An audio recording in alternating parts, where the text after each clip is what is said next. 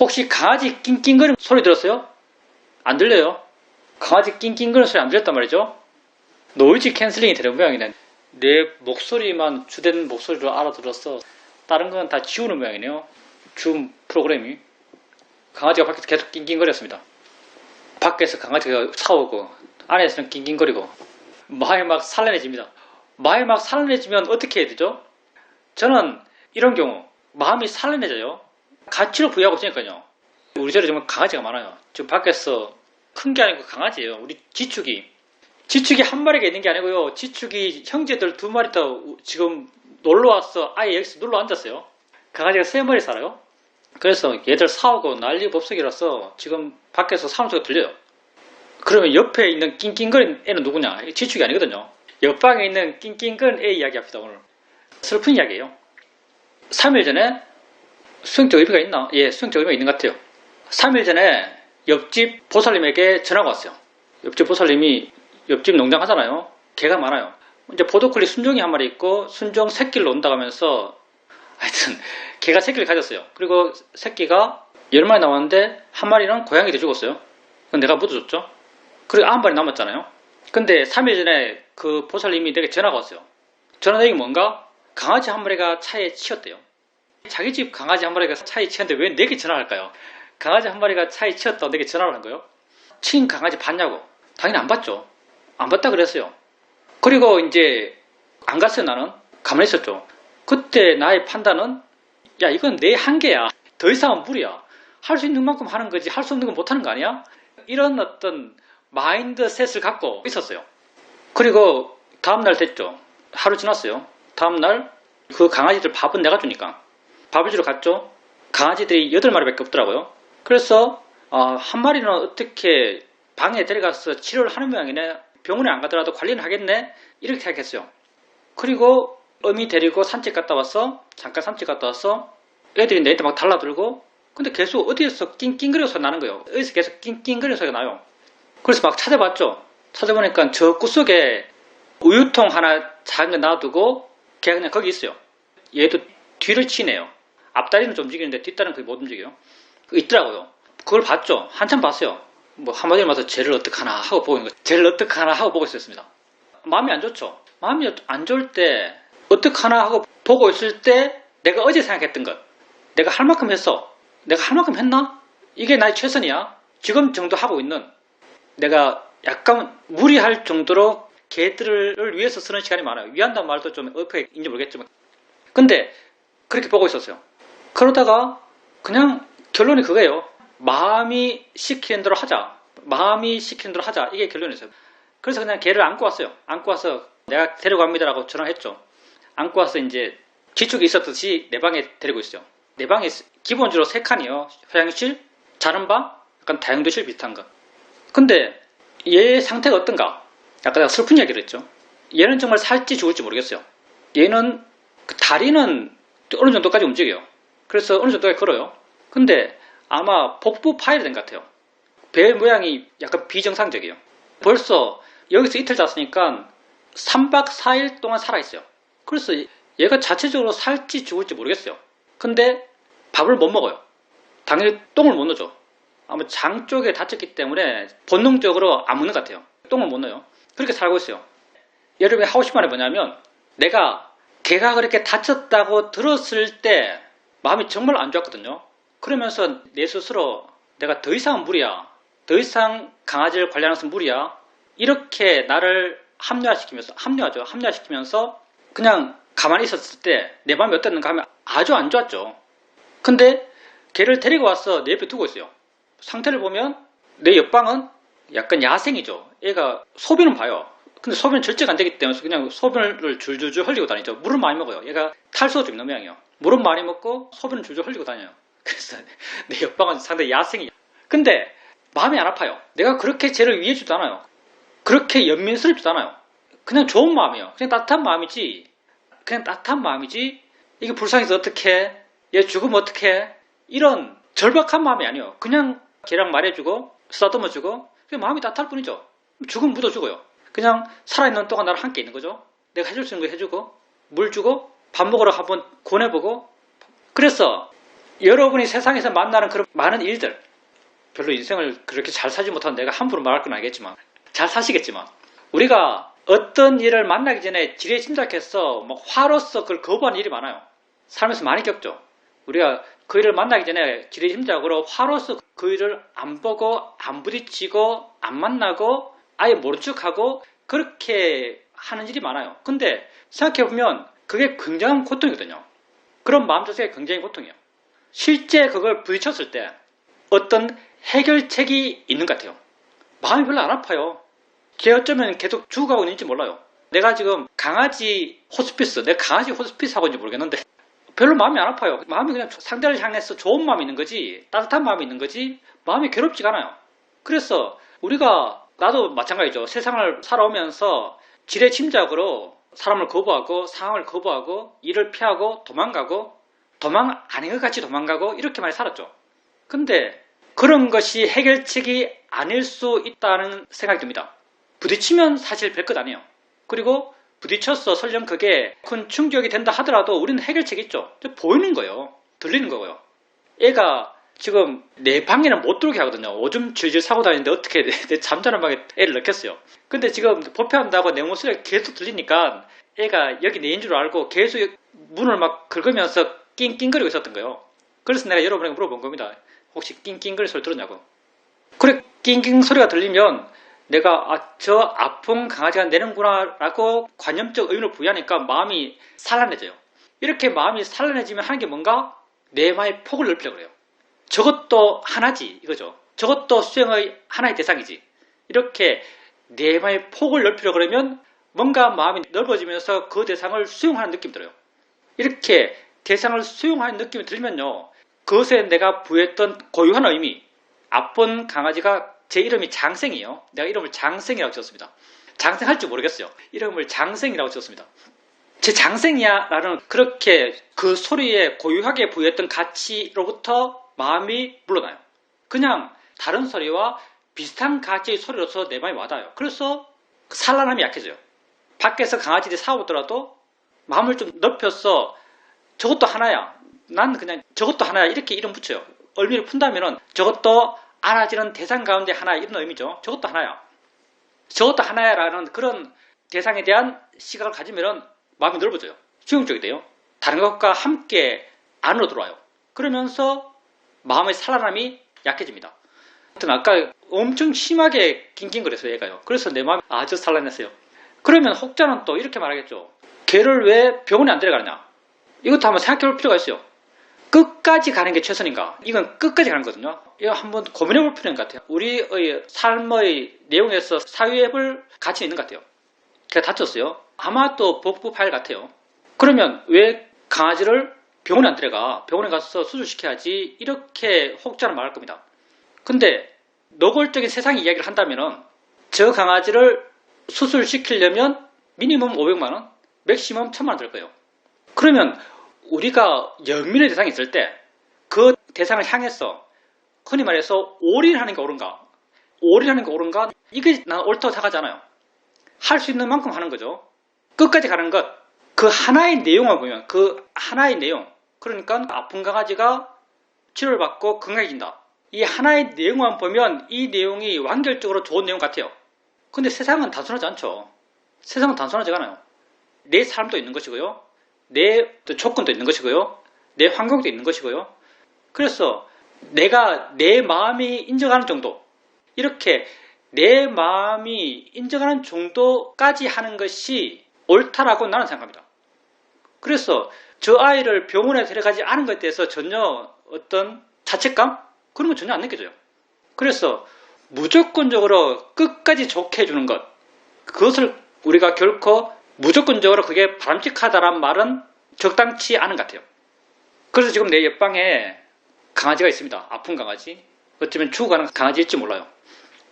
제가 낳기 위해서는 똥을 넣어야 돼요. 제가 좀 3일 내지는 4일 동안 똥을 안 넣기 때문에 제가 낳기 위해서는 똥을 넣어야 돼요. 그리고 지 스스로 유전자에 있는 어떤 본능이 있겠죠. 유전자에 저장된 본능이 있을 거예요. 장기 쪽이 안 좋기 때문에 먹는 걸 아예 거부하고 있어요. 살지 안 살지는. 근데 애가 엄청 활발해요. 아까 계속 낑낑거리고 막 문 차고 이렇게 하고 있는데 내 할 걸 하면 되죠. 여러분은 할 걸 하면 됩니다. 이게 우리 강아지 이야기입니다. 장생이 이름대로 살길 바랍니다. 질문입니다. 잠들기 전에 뭔가에 대해서 생각을 하면 아침에 일어날 때 그것과 관련된 어떤 영향이 있습니다. 만약에 잠들기 전에 법에 대해서 생각한다면 아침에 일어나서 법을 향한 바람직한 관심, 법에 대한 바람직한 이해, 바른 태도, 이런 것들이 자연스럽게 생깁니다. 한 번은 잠들기 전에 나를 지켜보니까 내 몸과 마음의 상태가 굉장히 피곤하고 컨디션이 안 좋다라고 느껴졌습니다.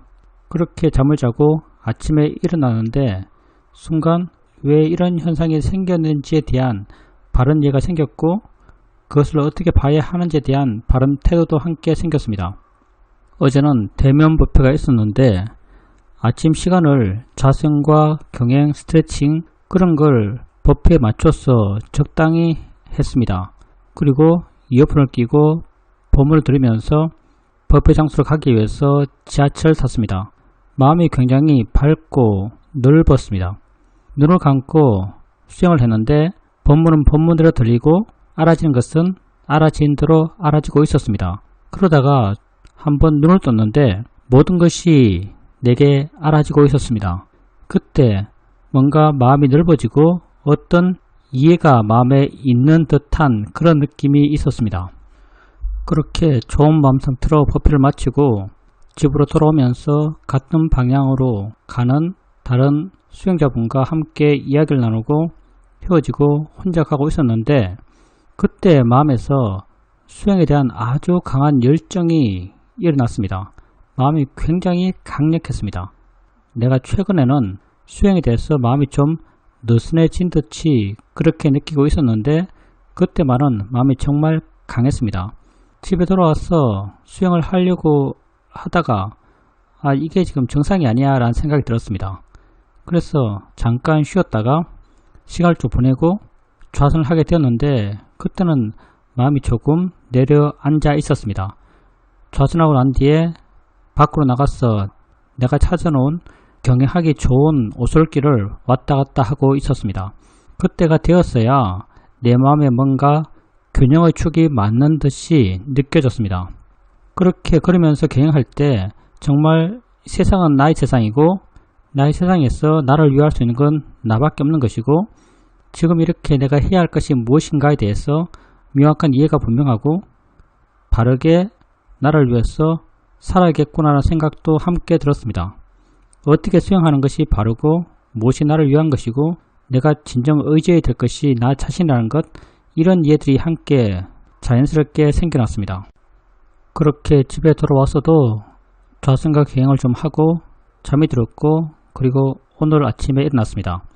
아침에 일어나서 좌선하고 경영하면서 내 마음의 상태가 어제의 상태와 똑같다라는 생각이 들었습니다. 마음의 균형이 맞고 수행적 조임이 적당한 그런 상태의 마음이 유지가 되었습니다. 화분에 물을 주고 일상의 삶을 살면서도 나에게 관심 두고 수행하는 것이 자연스러웠습니다. 뭔가 균형이 맞고 적당한 긴장감 속에서 적당한 마음의 팽팽함으로 수행을 해 나가고 있다라고 그렇게 생각됩니다. 도반과 함께 이야기하면서 수행의 에너지가 아주 강하게 느껴져요. 수행을 하고 싶다라는 생각이 들어요.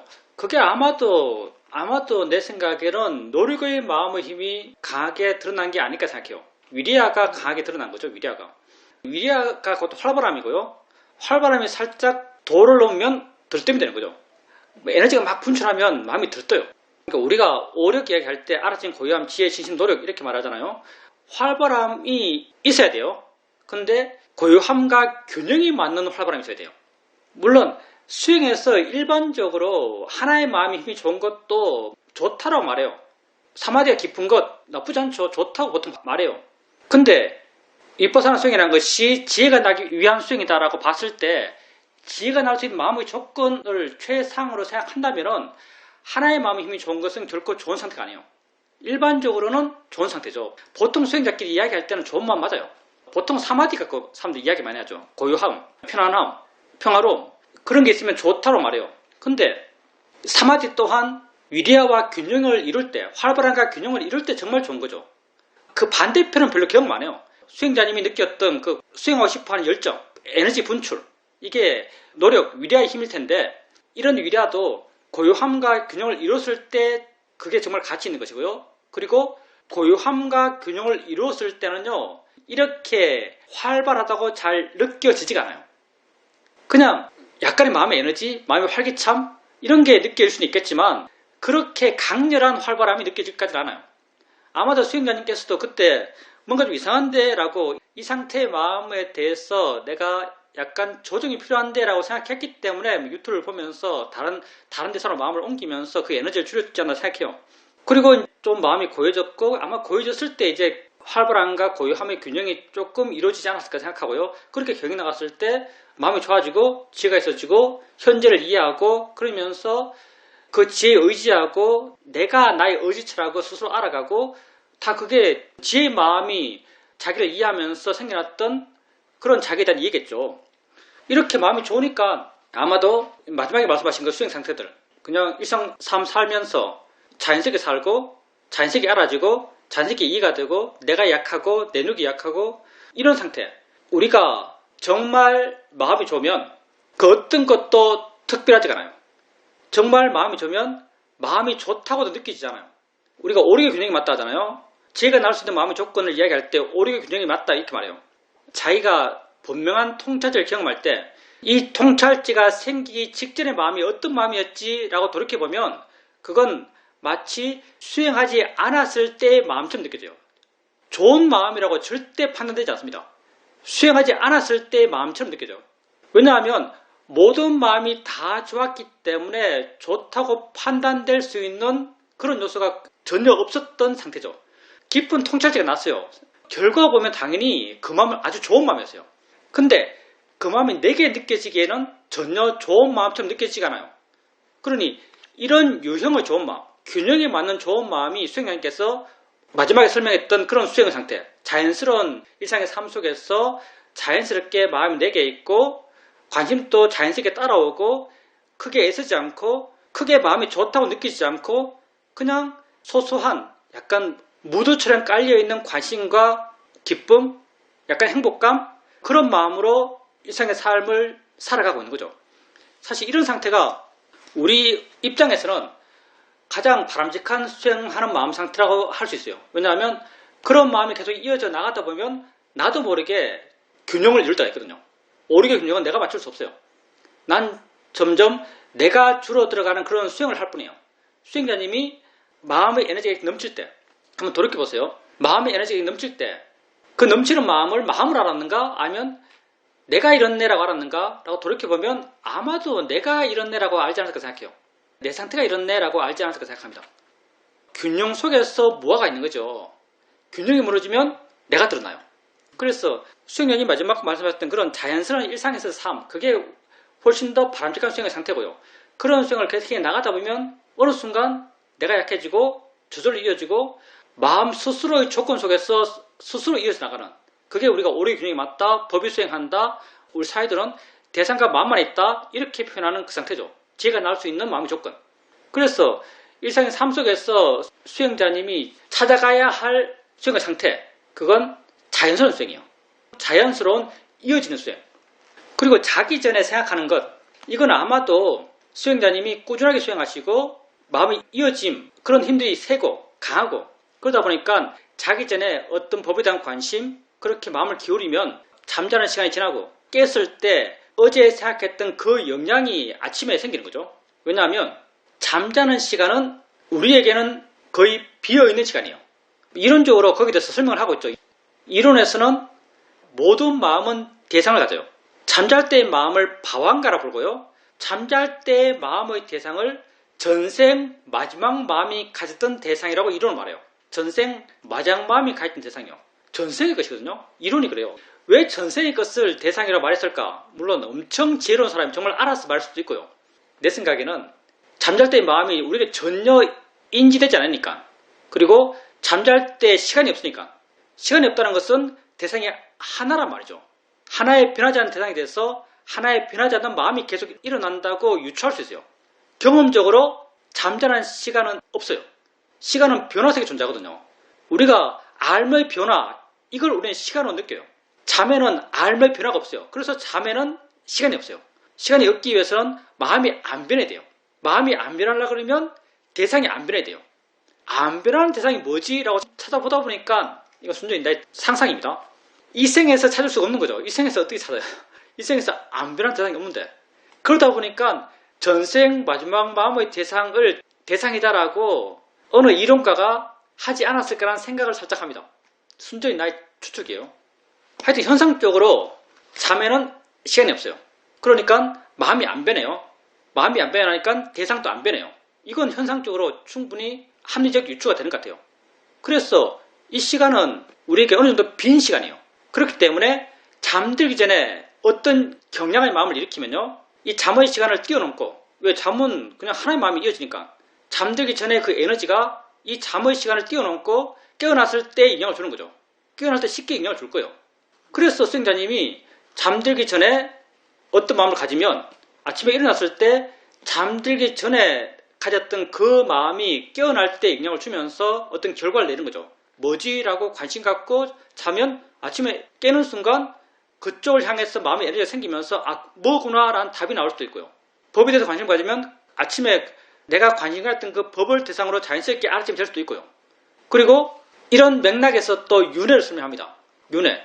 윤회가 다음 생이잖아요. 다음 생에 넘어가요. 어떻게 넘어가는가?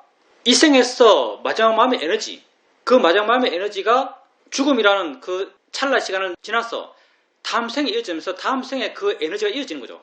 그래서 이론적으로 죽을 때 어떻게 죽는 게 가장 좋은가? 좋은 마음으로 죽는 게 가장 좋다. 이렇게 말해요. 좋은 마음으로 죽는 것. 왜 선정 속에 죽으면은 천상이 나는가? 선정의 마음의 에너지가 죽음의 그 찰나 시간을 넘어서 선정의 마음이 뭐겠어요? 선정의 마음은 어떤 에너지인가 하면요, 영혼을 갈구하는 에너지요. 무한의 시간을 갈구하는 에너지요. 선정을 어떻게 닦았어요? 하나의 대상을 계속 봐가며 닦았죠. 하나의 대상에 대해서 어떤 에너지를 일으켰어요? 이 하나의 대상에 계속 머물고 싶어라는 에너지를 계속 일으켰어요. 선정을 향한 마음의 에너지는요, 계속됨을 원하는 에너지요. 지속됨을 원하는 에너지죠. 그래서 이런 에너지 상태에서 죽으면 그 에너지가 다음 생에 어떤 충동을 줘요. 그래서 이런 에너지가 살아있는 세상에 태어나게 만들어요. 이런 에너지가 살아있는 세상이 뭔가 하면 색계와 무색계죠. 색계, 계속됨이 조 곱하기 조는 되겠죠. 무색계는 조의 조승쯤 될 거예요. 아주 오래 사는 곳에 가는 거예요. 그래서 죽음과 윤회도 이런 논리로 설명해요. 그러면 여러분 어떻게 여러분 어떻게 죽을 거예요? 우리 어떻게 죽어도 될까요? 어떻게 좋은 마음 갖고 죽죠? 미얀마 사람들이 죽음에 임박하면요, 그 가족들이 뭐 해주냐면 미얀마 법문 아주 잘 나는 사람들이 법문을 틀어줘요. 아주 감동적으로 잘 나는 사람들이 법문을 틀어주면서 그 법문 들으면서 좋은 마음을 갖고 법을 향하는, 법을 갈구하는, 법에 대해 관심 갖는 그런 마음을 갖고 죽으라고, 다시 말하면 좋은 마음을 갖고 죽으라고 하면서 법문을 틀어줘요. 심지어는 재미로 들으세요. 심지어는 쇼미 사이트 돌아가실 때, 쇼미 큰 사이트 돌아가실 때 신도들이 법문 틀어줬대요. 신도들이 법문 틀어줬대요. 그러니까 우리 떼전의 사이도가 됐다 치우라고 사이도 알아서 산다고, 쇼미 사이도 알아서 사니까 이거 당장 치우라고 하면서 테이프를 당장 치웠다고, 그런 이야기도 전해지고 있습니다. 그러면 우리는 어떻게 그 시간을 보낼까요? 어떻게 좋은 마음을 갖고 그 시간을 보낼까요? 여러분, 수행해야 됩니다. 우리 사실 의지할 때가 수행밖에 없는 것 같아요. 수행해요. 여러분이 수행을 처음에는 의식적으로 해요. 의식적으로 하는 수행은 끊어지죠. 의식적으로 하는 수행은 끊어져요. 근데 여러분 계속 수행해 나가요. 점점 수행하는 게 자연스러워져요. 점점 이해가 생겨나요. 이해는 조건 따라 생긴 거예요. 근데 그 조건이 어느 순간부터 어느 정도까지 유지가 돼요. 조건이 유지가 되면 관심도 유지가 돼요. 관심이 유지가 되면서 알아차림이 나의 노력을 전혀 들이지 않아도, 내 노력이 재를 때도 조금씩 알아차림이 됩니다. 관심이 이어지면 알아차림은 저절로 이어져요. 우리가 사실 해야 될 알아차림 상태는 이런 상태죠. 지혜가 이끌어가는 수행이에요. 관심이 있으니까 알아차림이 저절로 돼요. 이때는 내가 수행해야지, 알아차림 해야지, 이걸 알아야지, 이런 개인적 노력이 아무 필요가 없어요. 여러분이 잠들 때 이런 법에 대한 관심을 갖고 법에 대한 관심이 자연스럽게 알아침을 가져오고 이렇게 이어지는 그런 수행의 과정 속에서 잠을 자고 그러면 아침에 일어나면 자연스럽게 그 에너지대로 자기에 대한 관심이 저절로 생기고 실제는 법에 대한 마음 향함이 저절로 생겨나고 이렇게 되어나가요. 똑같은 원리죠. 죽음을 임박했다고 한다면 죽음은 잘 몰라요 사실은요. 근데 잠잘 때 상황과 사실은 그 맥락이 다르지 않기 때문에 나의 관심 갖고 실제는 법에 마음이 향하고 법을 이해하고 법에 대한 관심이 있고 관심이 알아침을 가져오고 관심이 이어지면서 알아침이 저절로 되고 어느 순간 내 노력이 전혀 필요 없고 마음이 알아서 조건 되니까 그 조건의 이어짐이 곧 수행의 이어짐이 되고 그런 과정 속에서 마지막을 보내요. 그러면 당연히 그 에너지가 죽음의 찰나의 시간이 지났어. 다음 생에 그 에너지를 미치겠죠. 그렇게 다음 생의 조건을 만들어가는 거죠. 그래서 붓대에 대한 신심이 분명하면 다음 생에 악재에 태어나지 않는다. 이런 말도 이런 맥락에서 하는 말입니다. 뭐 삼보에 대한 신심이 분명하면 다음 생에 악재에 태어나지 않는다. 삼보에 대한 신심이 분명하려고 그러면요. 법에 대한 이해가 분명해야 됩니다. 그리고 뭐 원인 결과에 대한 이해가 분명하면 다음 생에 악재에 태어나지 않는다. 이런 맥락의 말들이 다 이런 구조 속에서 생기는 거죠. 그래서 잠을 그렇게 자는 게 정말 중요합니다. 잠을 그렇게 자는 게 정말 중요해요.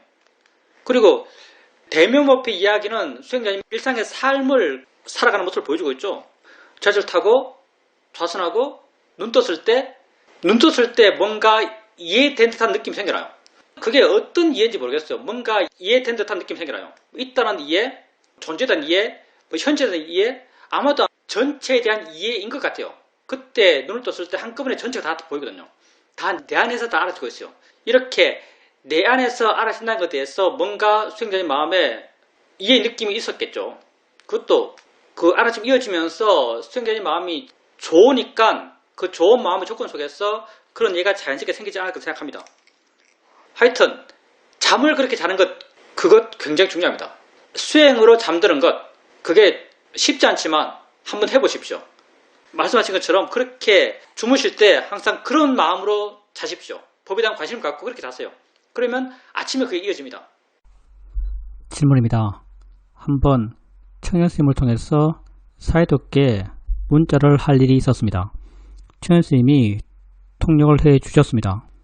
내 수행에 대해서 사이좋게 말씀드렸는데 사이좋께서 그 문자에 대해서 이제야 바르게 수행을 이해했고 수행에서 그런 이해가 반드시 있어야 하고 바르게 수행을 하고 있다라고 그렇게 말씀해 주셨습니다.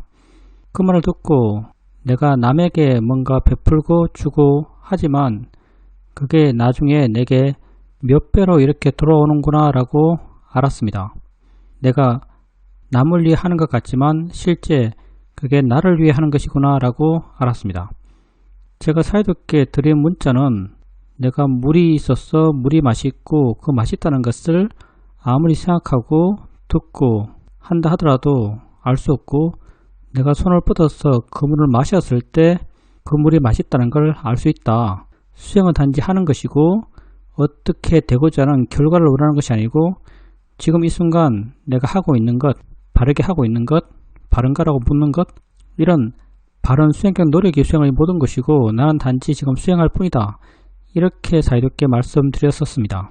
내가 수행 일지를 꾸준히 쓰면서 나름 내 마음의 자세, 내 이해의 내용들 그런 것들을 돌이키고 스스로 객관화시키고 스스로 다듬어가고 그런 것이 또 내 안에서 더 깊은 이해로서 와닿고 이런 과정을 겪어왔던 것 같습니다. 하여튼 다른 사람에게 내가 뭔가 해준다라는 것도 궁극적으로 다 나를 위한 것이다 라는 생각이 듭니다.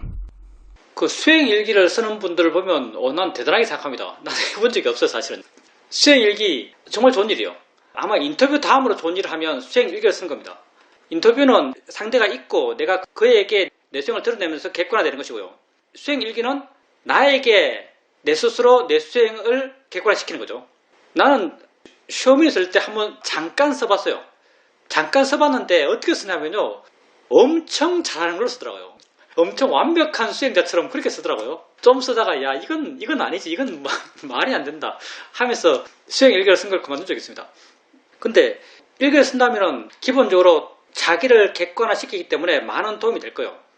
그리고 정말 일기를 몇 년 동안 써왔다라고 한다면 난 그것만 갖고도 와, 그분 정말 수행을 바르게 했네라고 판단할 수 있는 증거처럼 느껴져요. 수행을 꾸준히 바르게 하지 않았다면 그렇게 몇 년 동안 일기를 쓸 수가 없었을 겁니다. 그리고 사이도의 답은 당연한 거고요. 왜냐하면 수행자님이 말했던 게 지금 현재 이렇게 수행하는 게 답니다. 이 말이었죠. 지금 이 순간 나를 알고 바르게 수행하는 것, 이게 모든 것입니다. 이게 답니다. 내가 할 수 있는 모든 것입니다. 난 이것만 하면 됩니다. 이런 이야기를 사이도에게 드린 거예요. 당연히 이게 정답이에요. 수행하는 방법으로서 정답이죠. 뭐 수행의 결과, 지혜 이게 아니고요. 이게 중요한 게 아니죠. 사실은요. 수행하는 게 중요한 거예요. 사이도께 수행자님이 수행하는 방법을 안다는 걸 말씀드린 거죠. 당연히 사이도께서 거기에 대해서 긍정적인 답을 하셨을 거예요. 왜냐하면 그게 수행하는 방법, 수행 그 자체의 정답이에요. 그리고 이제 수행자님께서 그렇게 베풀다 보니까 그게 결국은 자기에 돌아와서 자기에게 이익이 돼요. 그래서 내가 남에게 베풀었지만 그게 결국은 내게 이익되는구나.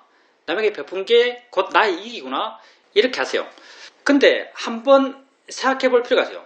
그 판단이 옳은가? 물론 사회적, 일반적인 시각에서는 맞는 말이에요. 근데 과연 우리 입장에서 맞는가? 우리 입장이 뭔가? 오직 현재만 사는 우리예요. 오직 현재만 사는 우리. 사이도께서 이런 문제에 대해서 이런 일화를 든 적이 있어요. 큰 사이도께서 하신 말씀이라고 그래요. 꼬마가 다른 아이에게 자기가 먹고 있던 과자를 줬다. 그게 그 꼬마에게 복이 되는가 복이 안 되는가? 뭘 보고 아는가? 이렇게 물었죠. 큰 사이도께서. 그리고 큰 사이도 답을 해요. 그 꼬마의 얼굴을 보면서 웃고 있으면 그건 그 아이에게 복이 된 것이고 얼굴을 찡그리고 있으면 그건 그 아이에게 복이 된 게 아니다. 이렇게 말해요. 무슨 말인가? 내가 설령 사회적으로 내가 남에게 줘요. 사회적으로 남에게 보시를 해요. 근데 그게 남을 위해 했는가?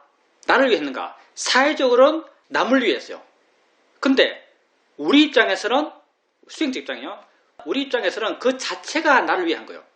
수행자님께서 자기 행동에 대해서 그렇게 아셔야 돼요. 왜냐하면 옳다고 알고 해서 기쁜 거예요.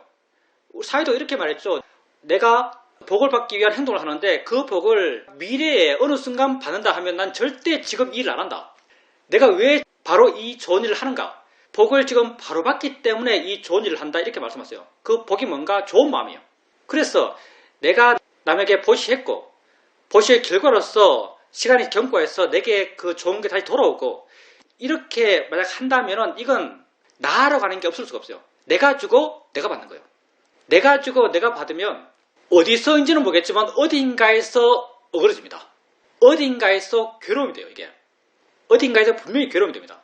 뭐 남이 날 인정하지 않았다든가 남이 나를 칭찬하지 않았다든가 아니면 내가 많이 줬는데라는 어떤 나의 아상에 어떤 뭐가 걸린다든가 어딘가에서 괴로움의 요소가 발생해요. 내가 지금 하고 있다면요. 하는 것 자체가 내게 좋기 때문에 하는 거예요. 그래서 모든 것이 근본적으로 수행자님 자기를 위해 하는 겁니다.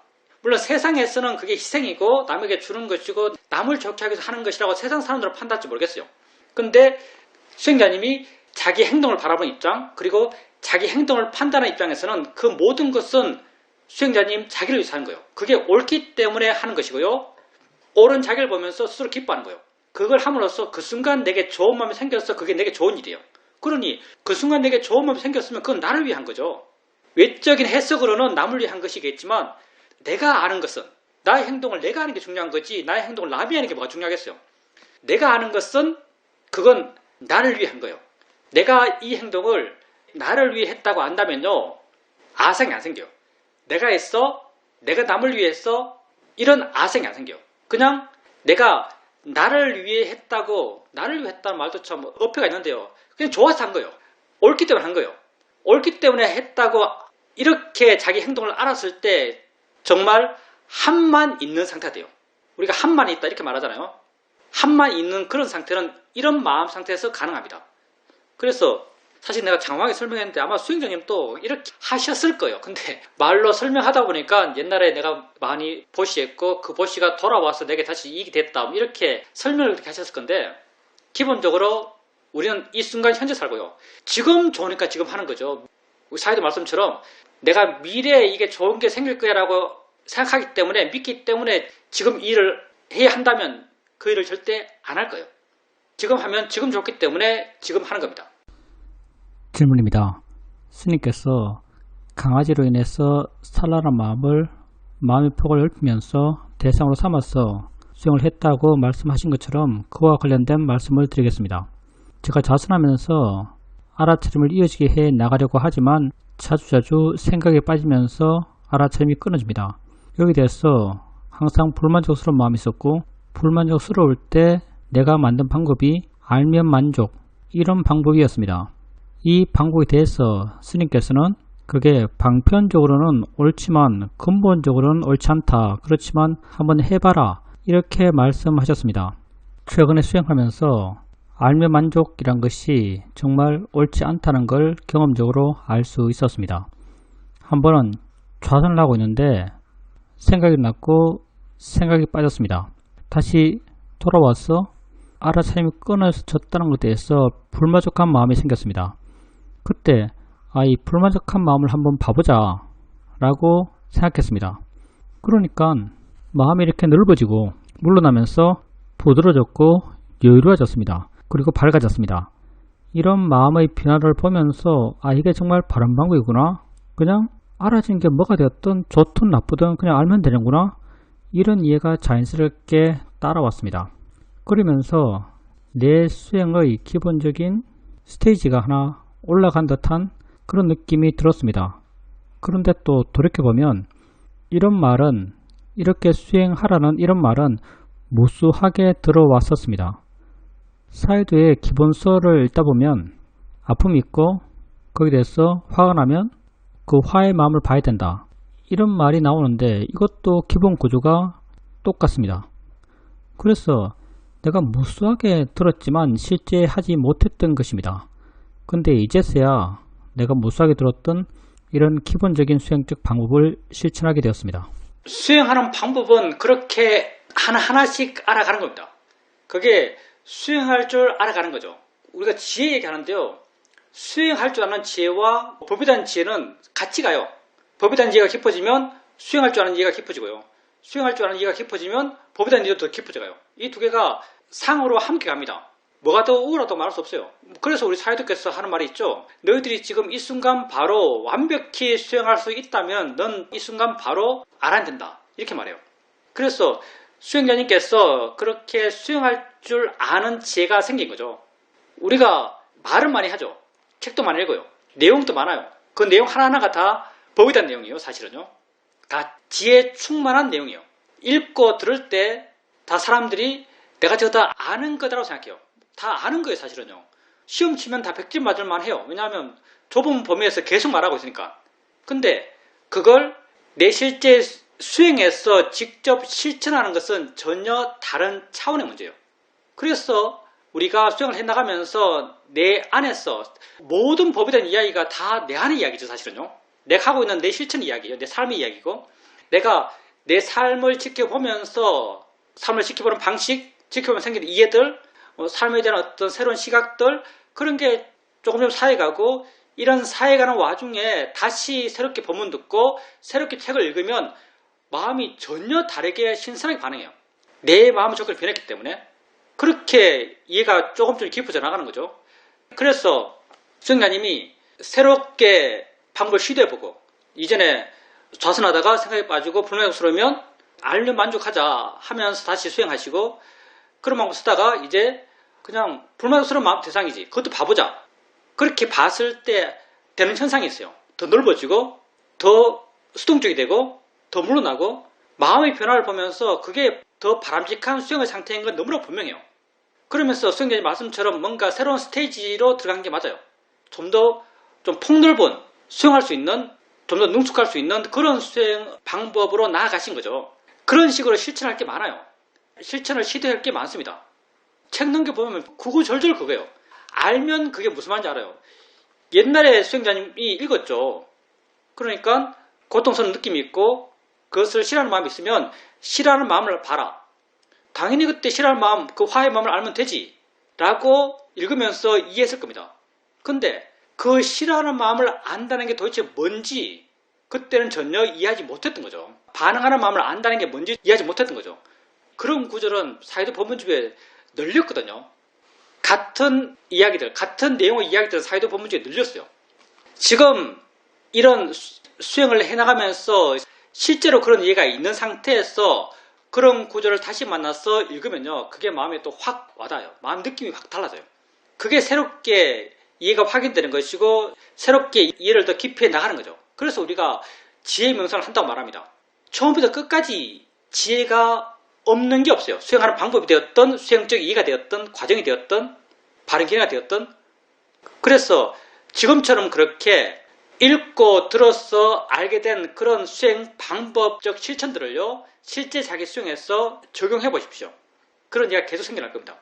질문입니다. 수행을 해가면서 수행이 내 인생에 가장 큰 변화를 가져왔던 것이 내게 항상 있어왔던 우울감, 무력감 이런 것에 대해서 무의식했는데 수행을 해가면서 어느 순간 이것들이 대상이구나, 알아지는 것이구나, 알면 되는 것이구나 이렇게 알았던 것입니다.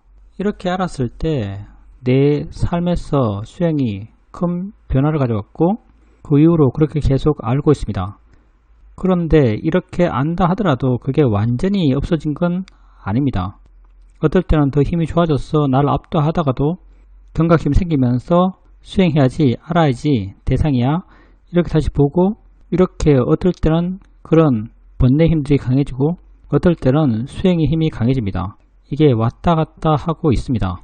그리고 또 스님께서 하신 말씀 가운데 마음에 걸리는 것이 지혜 있는 사람은 마음을 믿지 않는다 이 말입니다. 이 말에 대해서 제가 아직 잘 모르는 것 같습니다. 지혜 있는 사람은 마음을 믿지 않는다. 여기서 지혜 있는 사람은 마음을 믿지 않는다 했을 때 마음이 어떤 마음인가 하면요, 번뇌의 마음이요. 이게 일반용어로 쓴 이유가 뭐냐면 보통 사람들이 거의 대부분 번뇌의 마음으로 살기 때문에 우리가 많이 듣는 말이 번뇌가는 말이에요. 그러니까 뭐 남욕하는 말, 갈구하는 그런 어떤 마음의 생각들, 이런 것을 많이 듣다 보니까 일반용어로 지혜 있는 사람은 마음을 믿지 않는다 이렇게 말을 해요. 근데 지혜 있는 사람이 믿는 마음이 있어요. 지혜 있는 사람은 지혜의 마음을 믿습니다. 근데 지혜 있는 사람이 지혜의 마음을 믿는다 이 말은 쓸 필요가 없어요. 왜 쓸 필요가 없냐면요, 지혜의 마음이 있다는 것은 지혜 있는 사람이란 말이죠. 지혜 있는 사람도 뭐 맨날 지혜가 있겠어요. 지혜가 있으면요, 지혜가 어떤 방향을 제시하면요, 그 지혜의 작용을 아는 순간 그게 옳다는 확신이 그냥 따라와요. 이게 신심이거든요. 이게 옳아 발라란 그런 판단들은 저절로 따라와요. 그래서 지혜 있는 사람은 지혜의 마음을 믿는다는 말은 할 필요가 없어요. 그래서 이 말 안 해요. 그냥 지혜가 있으면 믿음은 따라오기 때문에. 근데 그 반대말을 하는 거죠. 지혜 있는 사람은 마음을 믿지 않는다, 번뇌의 마음을 믿지 않는다는 말을 해요. 그래서 지혜 있는 사람은 마음을 믿지 않는다 했을 때 그 마음은 번뇌의 마음을 말하는 겁니다. 그리고 무력감과 우울감이 있어요. 자, 무력감과 우울감이 있을 때 수행자님이 수행하는 것이 수행자님의 어떤 수행 상태를 많이 바꿨어요. 자, 우울감이 있어요. 우울감이 있을 때 수행자님께서 수행하죠. 이게 마음이 하는 거야. 이게 대상이지. 정말 진지하게 대상임을 이해하려는 마음을 일으키고 그걸 마음임을 이해하려는 마음을 일으켜요. 그게 우울감이 마음으로 이해되고 대상으로 이해돼요. 그러면 우울감은 내 마음이 아닌 걸로 조금 이해된 거죠.